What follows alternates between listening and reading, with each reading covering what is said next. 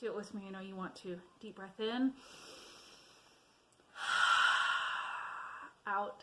That is how I'm feeling. If you can't tell, I'm just feeling really relaxed and really positive and really happy today. And I just really could not wait to make another video after my last update video about basically feeling like I had been run over by a truck. That was almost cathartic. And then I saw my doctor a couple days later and I just like poured my heart out and I was like, a C-section recovery has been completely different. I feel like my body is a brand new body.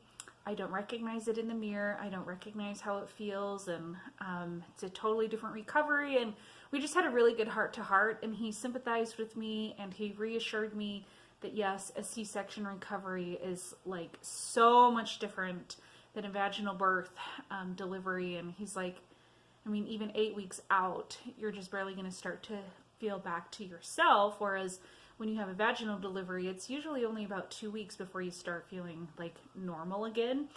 So that was just so encouraging, and I told him how discouraged I was about my weight, just because the other times that I'd had babies, basically came home and lost all but like 10 pounds of the baby weight. And he said, yeah, it's going to take a really long time for you to lose the baby weight. And after a C-section, the swelling, the recovery period where you're just like laying in bed, you know, and he sympathized with like breastfeeding, but having like a bigger appetite. And it just all kind of like is a factor. There's not just like one factor. So it's just really good. And I just feel so much more positive. And it was almost like after getting those feelings out and then talking with my doctor, all of a sudden, everything just started to fall into place. And I'm so glad that I have just trusted the process of intuitive eating, that I've continued to educate myself, to listen to the experts and what they say happens when you go through an intuitive eating journey. And I think for most of us, especially for me, being overweight my entire life, except for about 6-7 years in college, where I had lost a significant amount of weight and then just started to come back on once things got really stressful. But, you know, being overweight, being self-conscious, feeling not good enough, starting my first diet in the 4th grade, trying to lose weight at a very early age, trying lots of different diets, failing on all of those diets, it messes with your head, and you just start to think that there's something wrong with you. And after I've stepped back and realized the emotional and mental toll that all of that dieting had on me, it was like, wow, no wonder it fed into a binge eating disorder. All of that deprivation was awful for me mentally.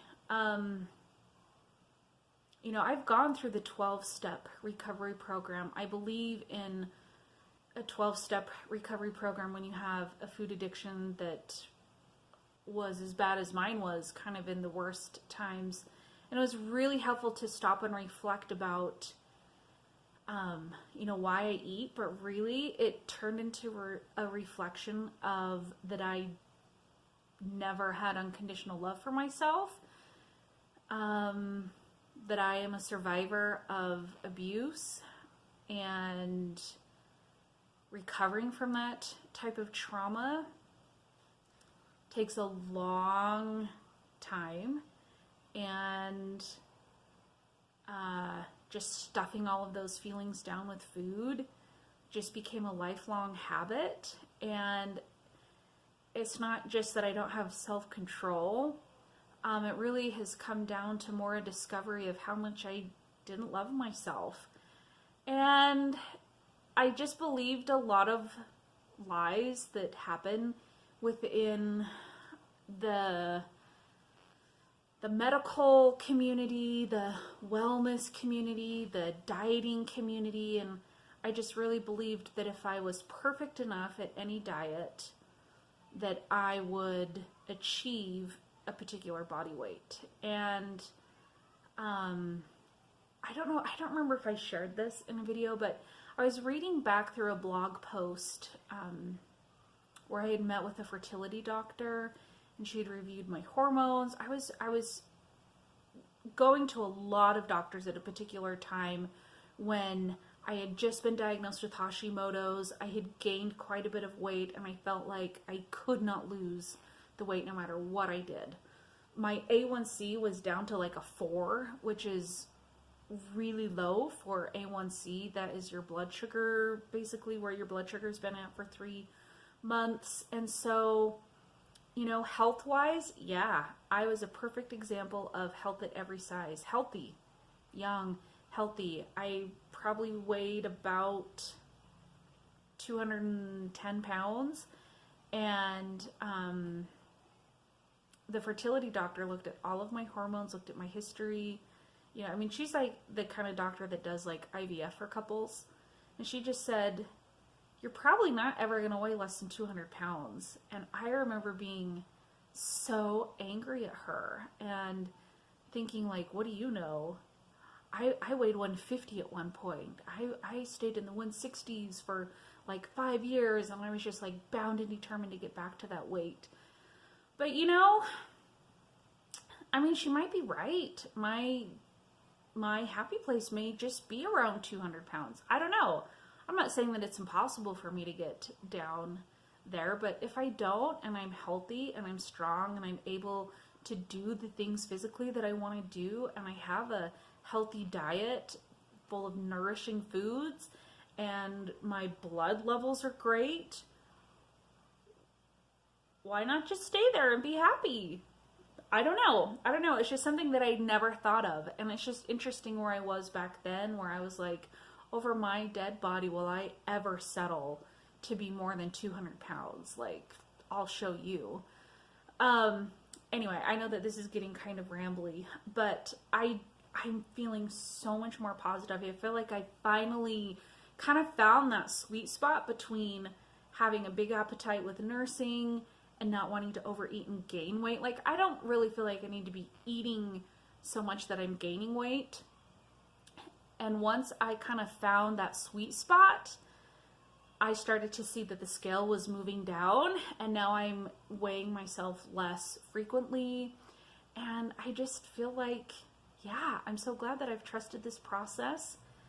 I've figured out about how much I need to eat in order to start losing the baby weight, which is a goal. I feel fine about that. And I'm so glad that during this super stressful time, I'm not following a particular diet that makes me feel like crap if I have an off day or an inconsistent day, or if I eat most of my food in the afternoon and then I'm not hungry for dinner. I'm just doing it my way, what feels good to me, the foods that I enjoy eating, the foods that make me feel satisfied, that don't give me a headache, that don't give me a stomach ache. You know, all of that is having compassion for my body.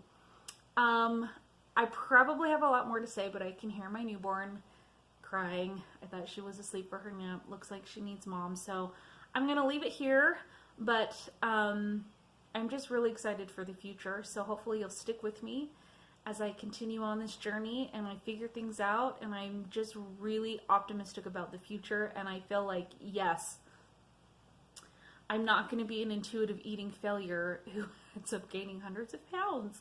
I know that I'm going to lose weight. I know I am. I've already started to lose weight just by trial and error, you know, and it feels good because this is my journey, my body.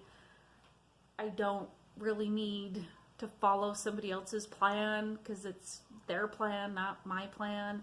And yeah, I'm really happy. Oh, and I also started doing yoga and meditation a couple weeks ago after I hit the 6-week mark. So that has been super helpful. And yeah, I'm trying to listen to see if she went back to sleep. I'm gonna go check on her. So thank you for watching. I hope you'll subscribe before you leave, and I'll catch you in my next video.